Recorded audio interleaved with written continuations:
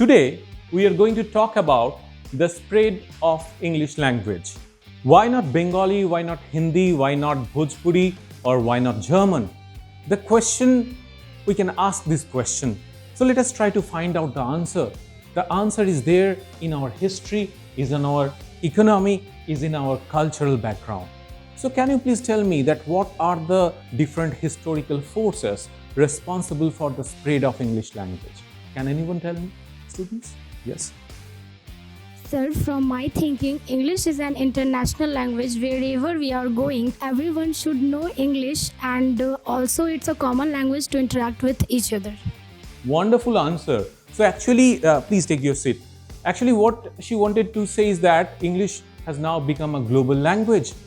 Now, again, I should ask this question, that why it has become a global language. Can anyone tell me that what are the socio-historical factors responsible for the spread of English language throughout the world?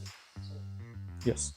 So due to the Britishers' colonization, they imposed their language on our country, and they did this to the other part of the world as well. Very good.